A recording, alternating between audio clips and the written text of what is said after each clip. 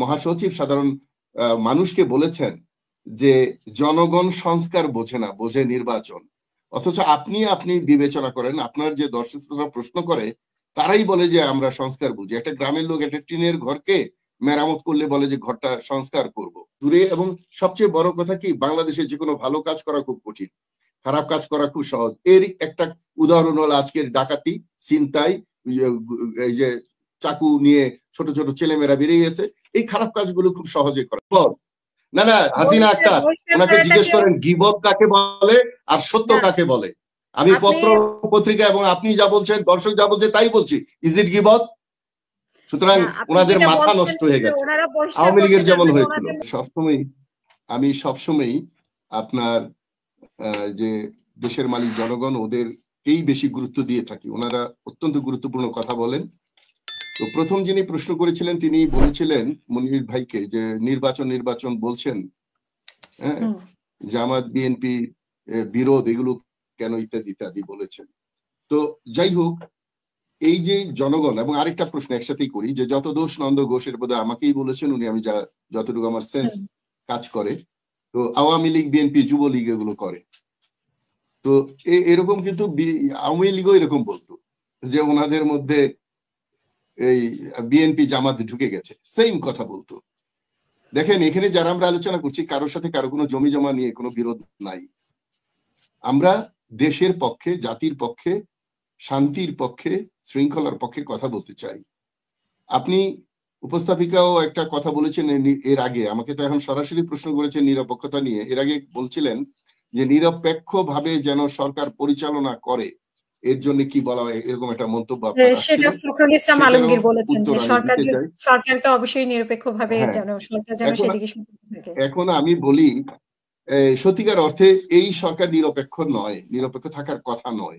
কেন আমি বলছি, যে বিএনপি তার সর্বোচ্চ নেতা বলেছিলেন নিরপেক্ষ বলতে কেউ নাই, নিরপেক্ষ হলো শিশু আর পাগল।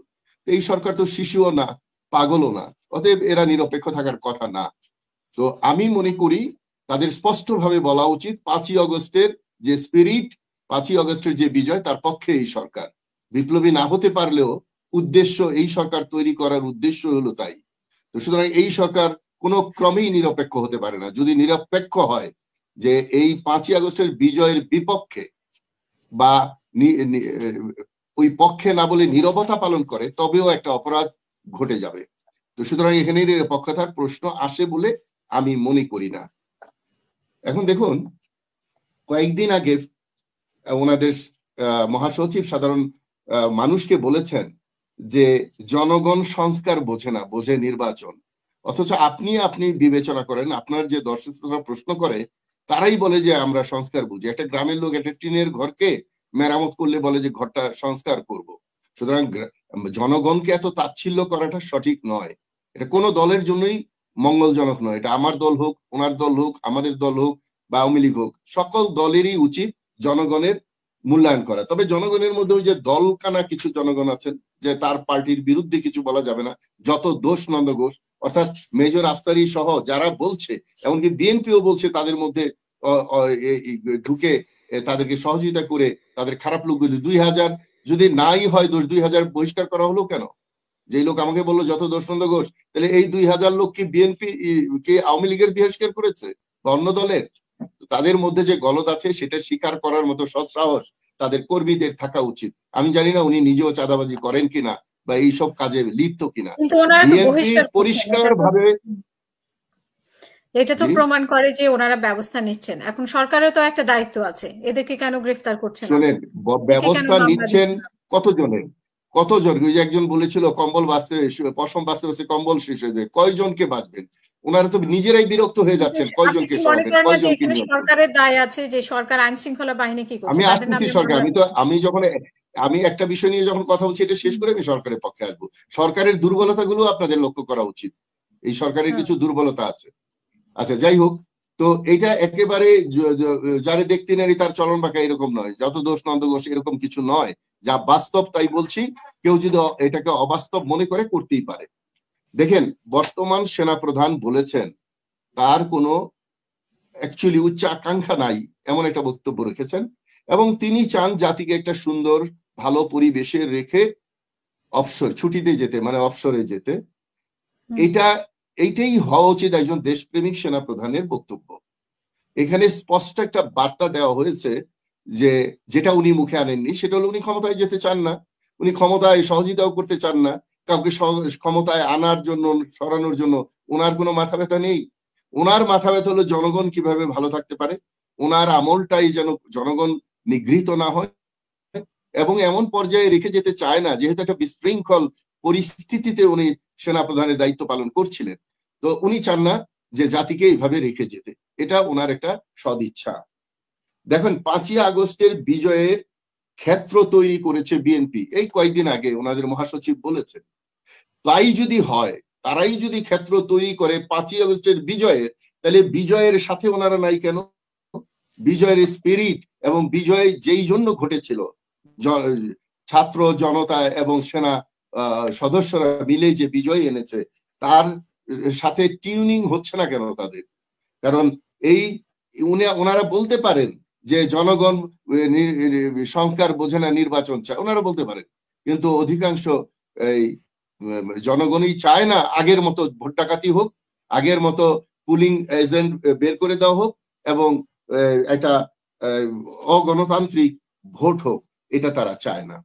যাই হোক, এখন আমি আসি সরকারের কিছু দুর্বলতার কথা।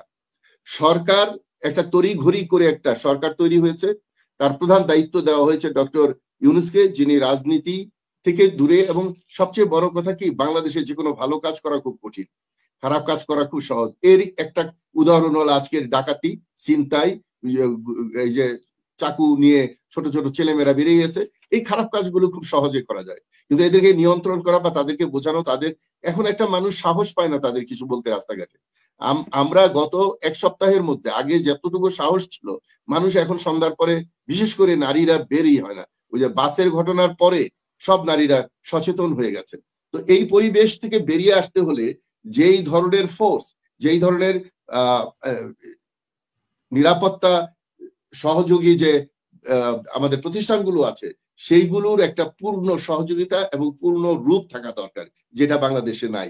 আমি গত 2 দিন আগে বোধহয় ভারতের একটা টকশোতে আমি বলেছিলাম যে ভারতের প্রধানমন্ত্রী, ভারতের সকল মন্ত্রী, ভারতের সকল এমপি, ভারতের প্রধান মন্দিরের প্রধান পুরোহিত এবং এই সকল অফিসিয়াল, বড় বড় অফিসিয়াল সামরিক বেসামরিক যদি ভেগে যেত, দেশ ত্যাগ করতো, তাহলে আজকে কি ভারতে বাংলাদেশের চেয়ে শান্তি থাকতো?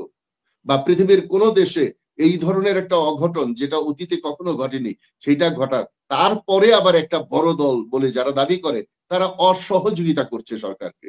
তারা ধরে নিয়েছে যারা তাদের যে নীতি পরিবর্তন করে ফেলছেন, ওনারা বাংলাদেশি জাতীয়তাবাদ, কিন্তু যেই মানে আমাদের সংবিধানে আছে বাঙালি জাতীয়তাবাদ, সেটাকে মেনে নিয়েছে।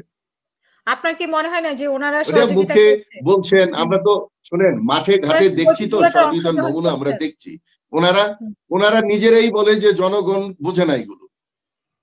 এটাই আগে ওনাদের বোঝা উচিত। সর্বপ্রথম একটা রাজনৈতিক দলের বোঝা উচিত, ভোটাররা, যেটা তারেক জিয়া বলেছে, ভোটারের কাছে যান, জনগণের কাছে যান, তাদের কাছে না গেলে ভবিষ্যৎ নির্বাচন করা খুব কঠিন। এগুলো ওনাদের নেতাই বলেছে। সমস্যাটা হয়েছে কি জানেন, তারেক জিয়া যা বলছে এই বলার কাছে, এই যে কয়েকদিন আগে বাগেরহাট বা কোথায় মিটিং করে আসলো আমাদের রবি ভাই, সেখানেই যে তারেক জিয়া যা বলছে তার বিরোধিতা অনেকেই করছে। তো সুতরাং তারেক জিয়া যা বলছে দল তার শুনছে না। এখন দল বলতে আমি অধিকাংশ বা অর্ধেক বা কেউ শুনছে না। এটাই এখন বড় রোগ হয়ে দাঁড়িয়েছে বিএনপির। এইটা ক্লিয়ার করতে পারছেন না ওনারা এটা দায় দিচ্ছেন, আমার লোক চাঁদাবাজি করবে, রাহাজানি করবে, খুনাখুনি করবে, গ্রুপ করে মারামারি করবে, রেপ করবে, পুলিশ কেন ধরে না, সরকার কেন ধরে না? ওনারা ধরে গিয়ে যেটা বেঁধে ওনারা নিজেরা বিচার করতে পারে না। শোনেন, একটা দল থেকে কাউকে বহিষ্কার করে দিলাম আওয়ামী লীগের মতো, এটাই বিচার শেষ? বহিষ্কার করলে কি চাঁদাবাজি বন্ধ হচ্ছে? পত্রিকায় খবর আসতেছে, শোনেন পত্রিকায় খবর আসতেছে বিএনপির বহিষ্কৃত নেতা উমুক করছে, এই করছে, সেই করছে। বহিষ্কৃতরা কি বসে আছে? সবই বিএনপি করছে, মানে দেশে যা কিছু উল্টাপাল্টা হচ্ছে, চিন্তায় ডাকাতি, সবকিছু কি বিএনপির দায়? আমি সেটা তো বলি নাই, অর্থটাকে ভিন্ন। আমি বলছি বিএনপির ভেতর থেকে যেটুকু করা হচ্ছে এটাকে সহযোগিতা বলা হয় না। আর বিএনপি তার নিজের দলকেই নিজে সহযোগিতা করতে পারছে না, নিজের দলকেই তারা সহযোগিতা করতে পারছে না। নিজের দলকে তারা নিয়ন্ত্রণে আনতে পারছে না। ওনারা চায় না দলের এই বদনাম হোক, কেউ চায় না কোনো দলের। এই যে আরেক দলের ভাই আছে, ওনারা চাইবেন না, আমি চাইবো না কখনো আমার দলের বদনাম হোক, বিএনপিও চায় না তো বদনাম হোক। এখন এই বদনামটা আওয়ামী লীগ সুবিধা, আপনারা আমাদের গিবাদ করা দরকার কি? আপনাদের তো সুবিধা, আপনারা একেবারে বিনা কন্টেস্টে সারা বাংলাদেশে এমপি পাবেন, সরকার গঠন করবেন। আমাদের যদি এত খারাপ অবস্থা হয় তাইলে আপনার তো গিবাদ করে লাভ নাই। আপনাদেরই সুবিধা। আপনি একটু আগে বললেন যে আমরা একজনকে ধরাই দিই, এই গাজীপুরে সময়টা নেবেন, তাহলে আমি ছেড়ে দেই, উনি কথা বলুন। উনি কি গিবদের অর্থ জানেন? আপনি কি গিবদের অর্থ জানেন? হোয়াট ইজ গিবদ? না হাসিনা আক্তার, ওনাকে জিজ্ঞেস করেন গিবদ কাকে বলে আর সত্য কাকে বলে। আমি পত্র পত্রিকা এবং আপনি যা বলছেন, দর্শক যা বলছে তাই বলছি। ইজ ইট গিবদ? সুতরাং ওনাদের মাথা নষ্ট হয়ে গেছে, আওয়ামী লীগের যেমন হয়েছিল। বলেন, আবার বলছেন যে ওনাদের কেউ কথা শুনছে না, বহিষ্কার করছে। সেটাকেও আপনি বলছেন যে ওদের মধ্যে আছে দেখেই তো ওরা বহিষ্কার করছে, তো এটা ওরা স্বীকার করে নিয়েছে। কিন্তু আবার এটাও আপনি বলছেন যে ওরা মানে কথা শুনছে না। তো কথা শুনছে না বলেই তো বলছি যে আমাকে তো শেষ করতে দেননি। বহিষ্কারই বিচার নয়, আমি বলেছি। কয়টা নেতাকে ধরে ওনারা দিয়েছেন সরকারের কাছে, যে আমরা ধরেছি এর নেন। গাজীপুরে মামলা করছে যুবদল, মামলা করে 4 জনকে গ্রেফতার করেছে। এই গাজীপুরে যুবদল গিয়ে ভাই, আমি তো মাঠে ঘাটে যাই, তো এগুলো পার্সেন্টেজ খুব কম। তার সাথে যারা ছিল একজনও বিয়ে যুবদলের না, তার সাথে প্রায় 20 জন ছিল, একজনও বিয়ে। আমাকে প্রশ্ন উত্তর হলে একটা করে প্রশ্ন করেন, আমি উত্তর দিই। এইভাবে টকশো করা যায় না। প্রশ্ন করেন, উত্তর দিই। উনি এর আগে গিবদ বললেন, আমি বললাম গিবদের অর্থ জানি, কিন্তু উত্তর দিতে পারেননি। এখন উনি বলতেছেন 4টা দিয়েছি। আমি বলছি আপনি 4টা দিয়েছেন, 400 লোক চাঁদাবাজি করছে, 4000 লোক চাঁদাবাজি করছে। এটা কি এক্সাম্পল হতে পারে? 2-1টা লোক যদি ধরে দেয় বা 2টা।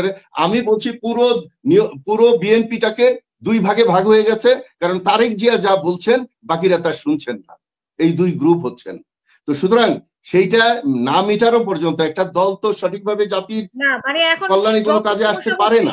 বিএনপির জন্যই হচ্ছে কিনা আমি এটাই প্রশ্ন করেছি আপনাকে। আমি তা বলি নাই, আমাকে আমার পরবর্তী অংশে যেতে দেন নাই। আপনি বিএনপির অংশ বলার সময় প্রশ্ন করছেন, তারপরে আমি বলবো যে কি হচ্ছে। আমি শোনেন, আমাদের দুর্ভাগ্য হলো আমি গত 24 বছরে, বিশেষ করে গত 15 বছরে স্বৈরাচারের বিরুদ্ধে কথা বলতে হয়েছে। এখন বিএনপির বিরুদ্ধে কথা বলতে হয়। এখন ছাত্র যারা দল করছে, ছাত্ররা যে নেতৃত্ব, তাদের বিরুদ্ধে কথা বলতে হয়। বর্তমান যে সরকার, তার বিরুদ্ধে কথা বলতে হয়। এটা আমি একাধিক টক শোতে বলেছি। আমরা কি শুধু বিরুদ্ধেই কথা বলে যাব? তাদের কি সবার মধ্যেই তো এই আজকে কেন সেনা প্রধান এত ক্ষিপ্র হয়ে এই কথাগুলো বলতে হলো? এটা কি শুধু বিএনপির দোষ? পুরো জাতিতেই একটা সমস্যা। যেই সমস্যা তৈরি হয়েছে বিজয়ের পরে, যে বিপ্লবী সরকার হয়নি, সেটা হলো 1 নাম্বার কারণ। 71-এ তাজউদ্দিনের সরকারকে মূল্যায়ন না করে বঙ্গবন্ধু এসে যখন বলেছিলেন আমি কিন্তু প্রধানমন্ত্রী হলেন দেশ, এরপরে উনি প্রেসিডেন্ট হলেন, তারপরে রাজা হতে চাইলেন। তো এইভাবে দেশ শাসন করা যায় না। আজকে দেখেন সশস্ত্র বাহিনী যেই সময় বঙ্গবন্ধু সাদা পায়জামা পাঞ্জাবি পরে পাকিস্তানিদের হাতে ধরা দিয়ে চলে গেলেন, তারপরে এই সেনাবাহিনী স্বাধীনতা যুদ্ধকে নেতৃত্ব দিয়েছে। এই সেনাবাহিনীর অনুরোধে, ওসমানী সাহেবের অনুরোধে তাজউদ্দিন প্রবাসী সরকার গঠন করেছিলেন। আবার যখন বিভিন্ন সময় যে সমস্যাগুলো হয়েছে, প্রাকৃতিক সমস্যা, আমাদের বিভিন্ন সব সেনাবাহিনী এটা করেছে। ছাত্র জনতার যখন আন্দোলন এইবার লাস্টের হলো, সেখানেও সশস্ত্র বাহিনী কাঁধে কাঁধ মিলিয়ে কাজ করছে। কিন্তু ওই যে হিসাব দেওয়া হলো 30,000, এরা সাফিসিয়েন্ট না। একটা জাতির শৃঙ্খলা দেখার দায়িত্ব শুধু বাহিনীগুলোর নয়, প্রকৃত নাগরিকেরও বটে। আজকে আমি এই যে কথাগুলো বলছি, বিএনপির বিরুদ্ধে যাচ্ছে কথা, এবং ওনারা খুব রাগান্বিত হচ্ছেন আমার উপরে। তাহলে আমি রিস্ক নিয়ে কথা বলছি। আওয়ামী লীগের বিরুদ্ধে বলতে হয়েছে, এখন ওনাদের বিরুদ্ধে বলতে হচ্ছে। তো ওনারা একটা নমুনা দেখাক না, সব দলকে নিয়ে, ওনারা তো বড় দল, সব দলকে ডেকে বলুক না যে চলেন আসেন আমরা চাঁদাবাজি বন্ধ করি। ওনারা একটা মিটিং করে ডাকুক না সবাইকে। ওনারা বলুক না যে কোনো চাঁদাবাজি হবে না, কোনো রাজধানী হবে না, চলেন আমরা সবাই কাজ করব। তো সুতরাং এটা জনগণ ভালো বুঝে আমি সঠিক বললাম নাকি কলিমুল্লাহ ভাই সঠিক বললো, না উমুক উনি বিয়োবোধ করে এটা সঠিক বললেন, তারপরে মাহমুদ ভাইয়ের কথা সঠিক কিনা, এটা সব জনগণ বিচার করবে। আমরা কেউ কারো বিচার করার দায় দায়িত্ব নেইনি। ধন্যবাদ।